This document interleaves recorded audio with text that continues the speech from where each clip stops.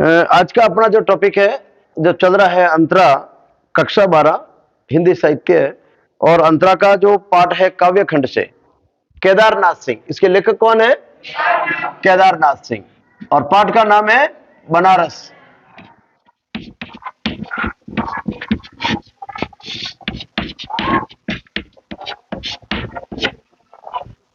बनारस के बारे में अपन देख रहे हैं, और बनारस के बारे में अपन ने इससे पूर्व बनारस के बारे में सब कुछ देख लिया।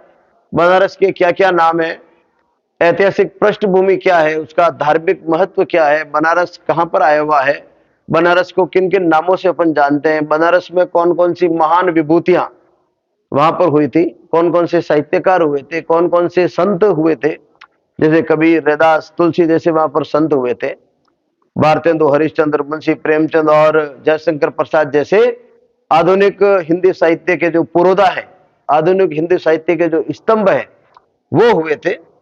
और ये 12 ज्योतिर्लिंग, 12 ज्योतिर्लिंग है, उनमें से एक प्रमुख ज्योतिर्लिंग माना जाता है। तो आइए अपन इसके बाद में अब इसका काव्य का अध्ययन करते हैं। सभी किताबें निकाले, पढ़ेंगे अपन। इस शहर बसंत में अचानक आता है, इस शहर में बसंत अचानक आता है, और जब आता है तो मैंने देखा है, लहर तारा या मुड़वा डीह की तरफ से उड़ता है धूल का एक बवंडर, और इस महान पुराने शहर की जीभ किरकिराने लगती है, और इस महान पुराने शहर की जीभ किरकिराने लगती है। जो है वह सुख बुगाता है, जो नहीं है वह फेंकने लगता है पचकियां। आदमी 10वां स्वमेघ पर जाता है, और पाता है घाट का आखिरी पत्थर, कुछ और मुलायम हो गया है। सीढ़ियों पर बैठे बंदरों की आंखों में एक अजीब सी नमी है, और एक अजीब सी चमक से भर उठा है। भिखारियों के कटोरों का निचाट खालीपन, भिखारियों के कटोरों का निचाट खालीपन। तुमने कभी देखा है खाली कटोरों में बसंत का उतरना? यह शहर इसी तरह खुलता है, इसी तरह भरता है, और खाली होता है यह शहर। इसी तरह रोज रोज एक अनंत शव ले जाते हैं कंधे, अंधेरी गली से चमकती हुई गंगा की तरफ।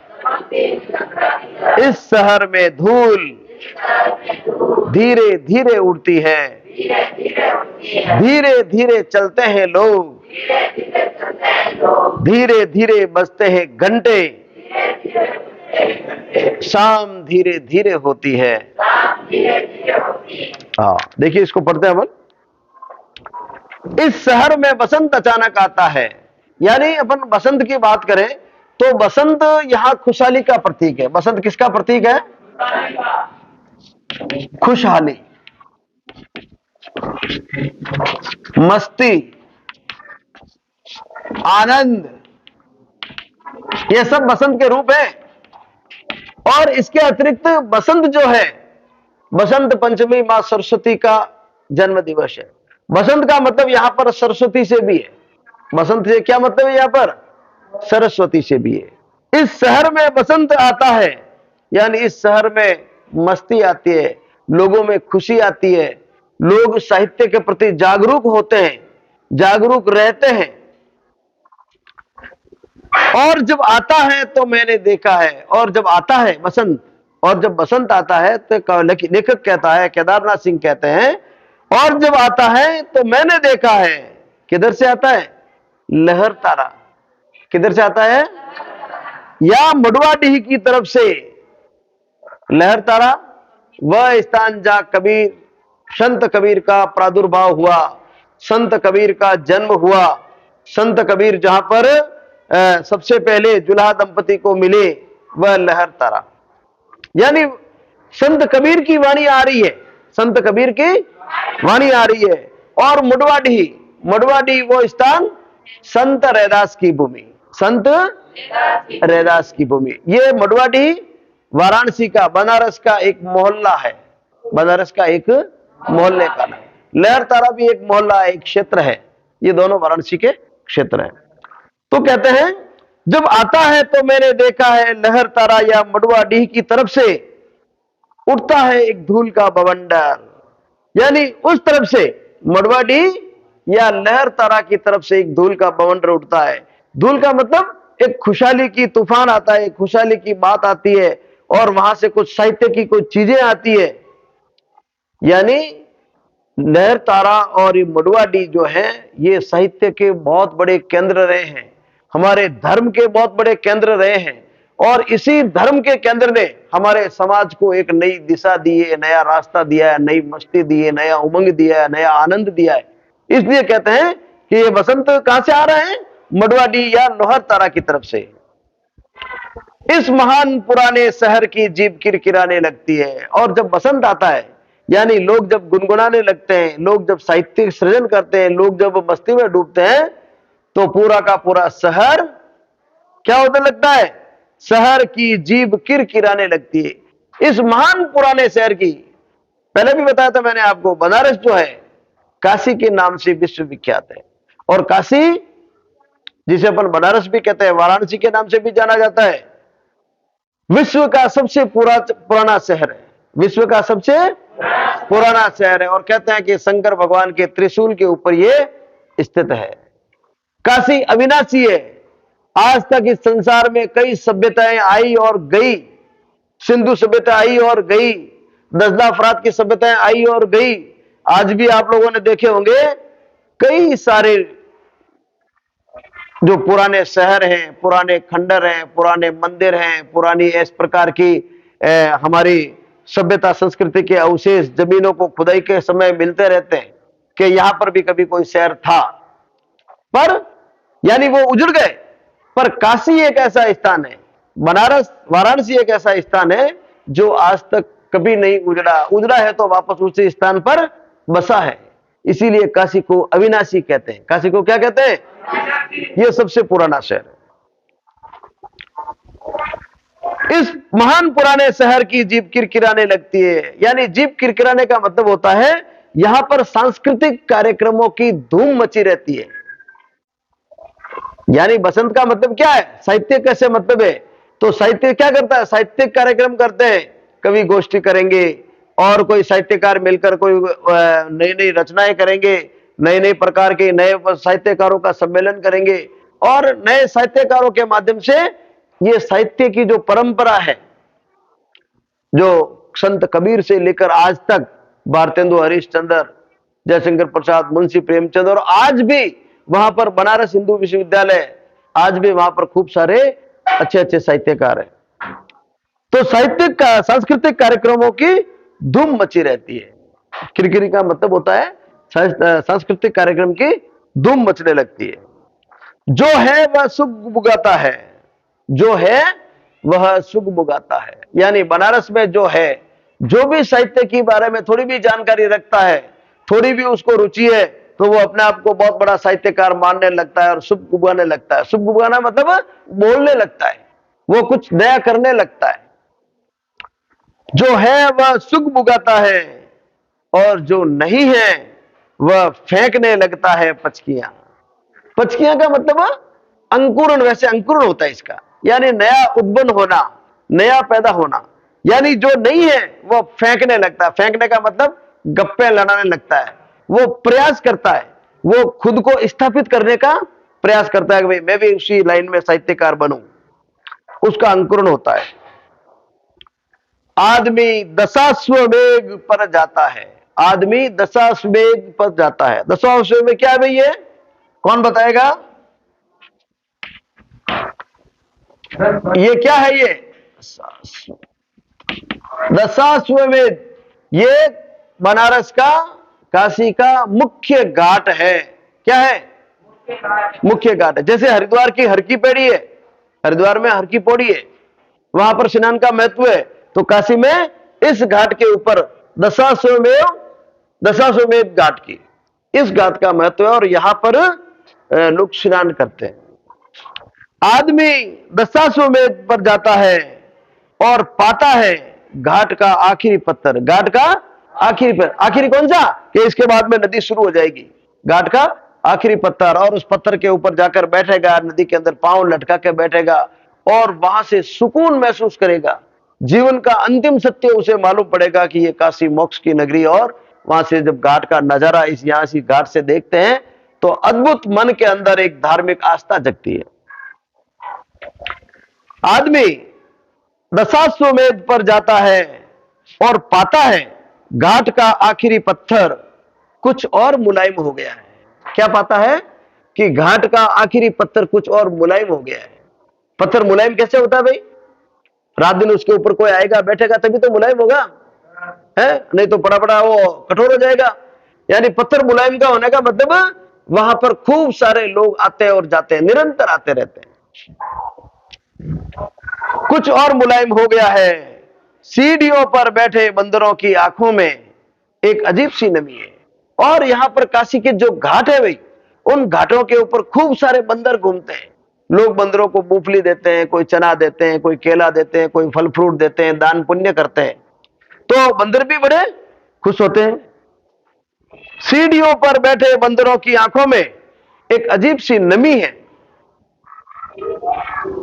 और एक अजीब सी चमक से भर उठा है भिखारियों के कटोरों का निचाट खालीपन। जैसे ही बसंत आता है, बसंत का मतलब जैसे ही नई ऋतु आती है, नया साल आता है, होली का महीना लगता है, फाग का महीना लगता है, या इसको कह यूं कहें कि नया वर्ष लगते ही बसंत ऋतु में नई ऋतु लगती है, लगते ही वहां पर पर्यटन की, लोगों की धार्मिक यात्राएं शुरू हो जाती है। आपने देखा होगा माघ के महीने के अंदर खूब सारे लोग वहां जाते हैं, तीर्थ यात्रा करते हैं, माघ मेला लगता है, माघ बड़ा महीना माना जाता है। तो जब वहां जाते हैं तो लोग क्या करते हैं? भिखारियों को दान देते हैं। भिखारियों को क्या देते हैं? पैसा ले जाएंगे, भले 2-2 रुपए देंगे, सभी के कटोरे में डालेंगे। तो एक अजीब सी चमक से भर उठा है भिखारियों के कटोरों का निचाट खालीपन। भिखारी के जो खाली कटोरे थे अब वो भी भरने लग गए, तो भिखारी भी खुश, भिखारी भी खुश। और ये सब परिवर्तन बसंत ऋतु में हो रहा है। किस ऋतु में होता है? बसंत ऋतु में। तुमने देखा है, तुमने खाली कटोरों में बसंत का उतरना, खाली कटोरों में बसंत का उतरना। यह शहर इसी तरह खुलता है, यह शहर इसी तरह खुलता है। खाली कटोरों में बसंत का उतरना तुमने देखा है। लेखक कहता है कि तुमने देखा है, यानी इस शहर में जब भी धार्मिक इस प्रकार की यात्राएं शुरू होती है तो लगातार चलते रहते हैं, देश भर से पर्यटक आते हैं। भिखारी जिनके कटोरे हैं वो दान पुण्य से भर जाते हैं, यानी कटोरे में भी बसंत आ जाता। बसंत या खुशहाली का प्रतीक है, यानी कटोरे भर गए, खुशहाली का प्रतीक। कटोरे से भिखारी भी खुश, यानी जो पंडित हैं जिन्हें अपन दक्षिणा देते हैं, भिखारी शब्द उनके लिए नहीं काम में लेंगे, अपन दक्षिणा देते हैं, वो भी खुश। पर्यटक आते हैं तो जितने भी दुकानदार, वहां के जितने भी काशी के जो निवासी हैं, चाहे वो फूलों के व्यापारी हो, मालाओं के व्यापारी हो, तिलक छापा तिलक करने वाले हो, या अन्य होटल रेस्टोरेंट वाले हो, वहां पर सभी खुश होते हैं। भाई धंधा चलेगा, सब खुश होंगे कि नहीं होंगे? खुश हो जाए। इसी तरह भरता है खाली और खाली होता है यह शहर। तो ये कहता है इसी तरह यह शहर भरता है और खाली होता है, भरता है और खाली। खाली कैसे होता है भाई? भाई लोग आएंगे तो जाएंगे वापस, लोग आएंगे तो जाएंगे, नए आएंगे। तो इसी प्रकार बसंत आता है और जाता है। इसी तरह रोज रोज एक अनंत सौ, और इसी तरह रोज रोज एक अनंत सौ। अनंत शव का मतलब शवों की लाइन, खूब सारे शव। कल बताया था मैंने आपको, इससे पूर्व वीडियो में देखा होगा आप लोगों ने। यहां पर काशी के किनारे पर दो घाट हैं, एक तो हरिश्चंद्र घाट और एक मणिकर्णिका घाट। मणिकर्णिका घाट, ये दो घाट जो है वो शवदाह के लिए मशहूर है।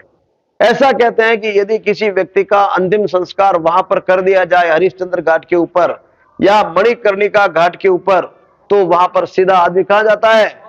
मोक्ष में जाता है। जन्म मरण के बंधन से वो मुक्त हो जाता है। ठीक है, तो वहां पर अनंत शव आते हैं। इसी तरह रोज रोज एक अनंत शव ले जाते हैं कंधे अंधेरी गली से चमकती हुई गंगा की तरफ। गंगा की तरफ जितनी भी गलियां जाती है, जिधर से मौका पड़ा, लोग, बताया था मैंने आप लोगों को, काशी के 100 किलोमीटर के दूर के 100 किलोमीटर परिधि के गांवों के लोग, शहरों के लोग, वो ये सोचते हैं कि इनका क्या होगा? मोक्ष होगा। दाह संस्कार करने के लिए वो उस घाटों के ऊपर लेके आ जाते हैं। तो अब वहां पर अपने गांवों की तरह कोई रास्ता तो है नहीं कि भाई सब इधर से नहीं निकलेगा, जिधर से भी आया लेके आ जाते हैं। तो गलियों से, अंधेरी गलियों से होते हुए चमकती हुई गंगा की तरफ। चमकती हुई गंगा कैसे? दिन में तो चमकती ही है, दिन में तो चमकती है, पर रात में भी 24 घंटे वहां पर शवों का दाह संस्कार होता है। 24 घंटे घाटों के ऊपर लाइनें लगी हुई होती है। तो 24 घंटे तो उस दाह संस्कार की रोशनी के अंदर गंगा चमकती है। दाह संस्कार की रोशनी में क्या चमकती है? गंगा चमकती है। इस शहर में धूल धीरे धीरे उड़ती है।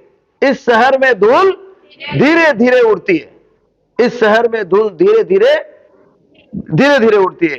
धीरे धीरे चलते हैं लोग, धीरे धीरे बजते हैं घंटे, और शाम धीरे धीरे होती है। इस शहर में धूल धीरे धीरे उड़ती है। धूल धीरे धीरे क्यों उड़ती है भाई? आपने देखा होगा कि जहां पर जनसंख्या कम होती है, जनसंख्या कम होती है, तो वहां की रेत फ्री पड़ी होती है तो वो उड़ती है, और या ज्यादा लोग हो गए तो वो दबी हुई चलती है।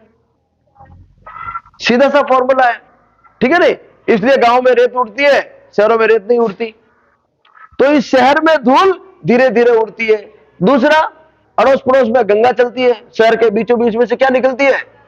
गंगा निकलती है। तो पानी की बहुतायत है। जहां पानी की बहुतायत होती है, मिट्टी भी गीली होती है।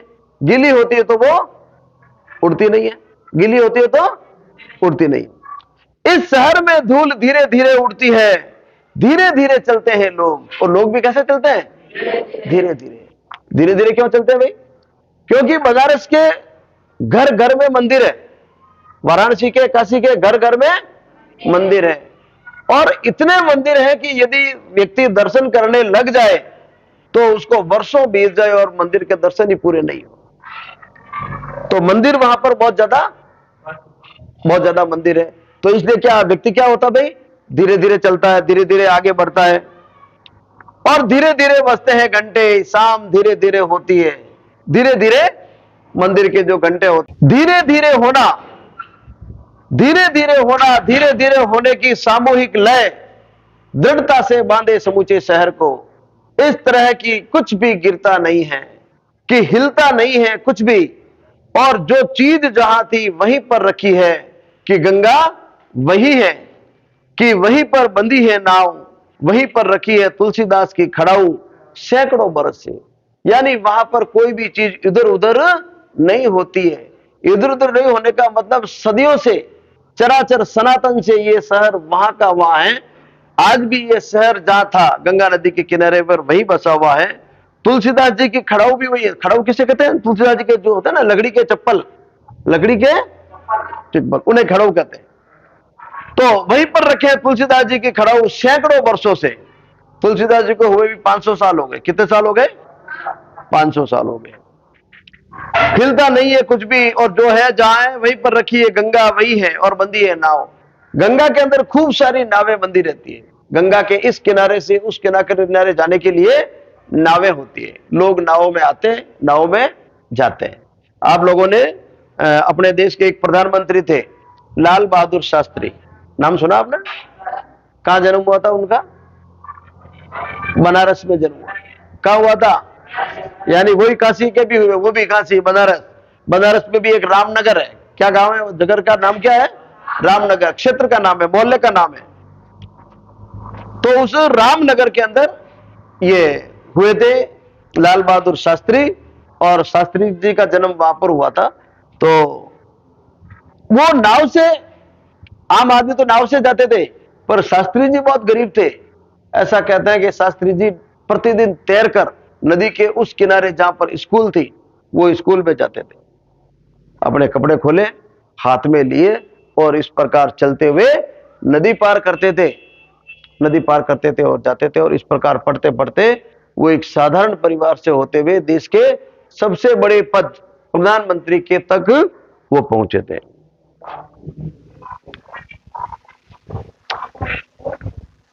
कभी सही सांझ बिना किसी सूचना के घुस जाओ इस शहर में, कभी आरती के आलोक में इसे अचानक देखो, अद्भुत है इसकी बनावट। यह आधा जल में है, आधा मंत्र में है, आधा फूल में है। लेखक कहता है इसकी सुंदरता कैसी है। ये इतना अच्छा शहर है कि आप कभी इसको अचानक चले जाओ, अचानक इस शहर के अंदर घुस जाओ सही सांझ यानी शाम के समय, तो हर व्यक्ति अपनी मस्ती में डूबे हुए। आम आदमी मंदिरों में, कोई गंगा आरती कर रहा है, गंगा के तरफ जा रहा है, घड़ियाल बज रहे हैं, घंटे बज रहे हैं, आरती हो रही है। घुस जाओ इस शहर में, कभी आरती के आलोक में, आरती के आलोक में। और वहां पर एक नीलांजलि, नीलांजलि वही बताई मैंने उस दिन, बड़ी बड़ी वो पीतल की होती है आरती करने की, जिसमें एक साथ 100 200 200 500 दीपक एक साथ जलते हैं। घुस जाओ इस शहर में, कभी आरती के आलोक में, इसे अचानक देखो, अद्भुत है इसकी बनावट। यह आधा जल में, कौन? यह कौन? सर, आधा जल में है। यानी बनारस है ये पूरा, बीचों बीच में से गंगा निकलती है इस प्रकार, बहुत चौड़ी। आधा शहर इसके किनारे, आधा शहर इसके किनारे बसा हुआ। आधा जल में है, आधा मंत्र में, आधा मंदिर खूब है, पुजारी जी हैं, हर जगह मंत्र बोले जाते हैं। आधा मंत्र में और आधा फूल में। आधा किसमें है? हर जगह फूल मिलेंगे। हर जगह क्या मिलेंगे? फूलों की टोकरी लिए हुए लोग मिलेंगे, फूल मिलेंगे, फूलों से श्रृंगार हो रहा है, मंदिरों को चढ़ रहा है, भगवान को चढ़ रहा है। आधा मंत्र में, आधा फूल में। आधा सौ में है, आधा सौ में, आधा शंख में। अगर ध्यान से देखो तो यह आधा है और आधा नहीं है।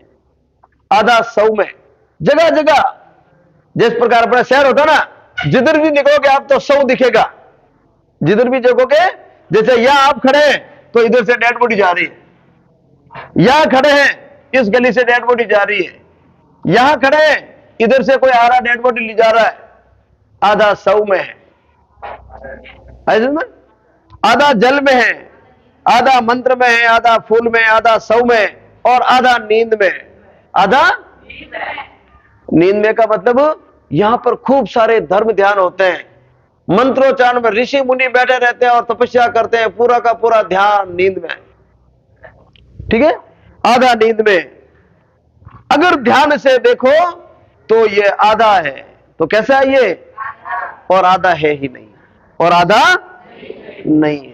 ये शहर आधा है, जो है वह खड़ा है, जो है खड़ा है बिना किसी स्तंभ के, जो है वह खड़ा है बिना किसी स्तंभ के।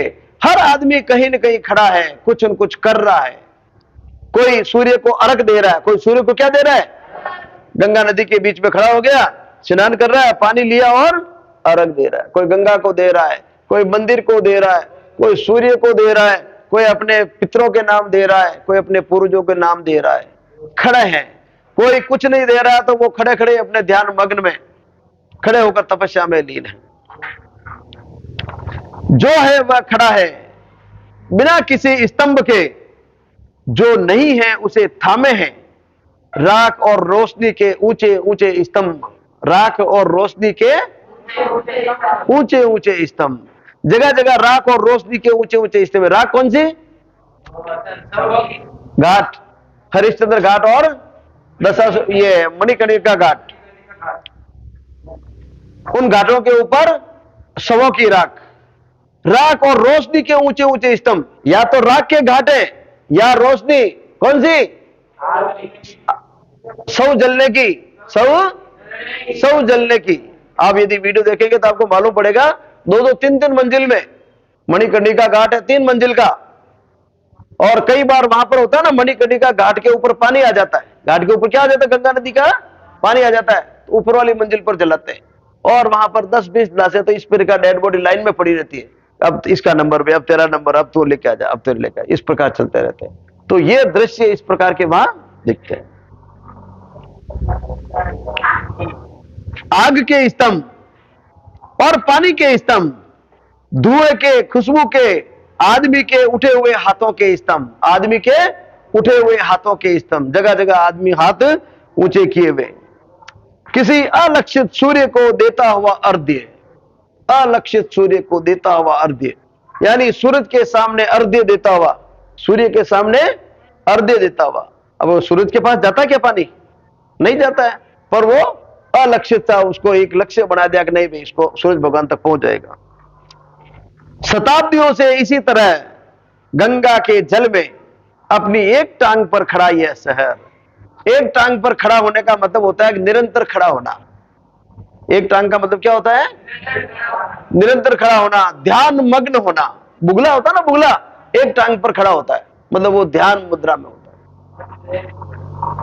शताब्दियों से इसी तरह गंगा के जल में अपनी एक टांग पर खड़ा यह शहर अपनी दूसरी टांग से बिल्कुल बेखबर, दूसरी टांग से बिल्कुल बेखबर। अब आप देखिए, यहां पर 2 टांगे है ना, दूसरी टांग से बेखबर। एक टांग अध्यात्म की, किसकी? अध्यात्म की, धर्म की, गंगा की, आरती की। एक टांग में तो क्या है इस शहर में? अध्यात्म है, धर्म है, गंगा है, आरती है, मंत्र है, ठीक है, सनातन है, सनातन है, संस्कृति है। यानी एक टांग में तो ये सारी चीजें आ गई। दूसरी टांग विकास, दूसरी टांग कौन सी? आधुनिकता। दूसरी टांग कौन सी? विकास और आधुनिकता।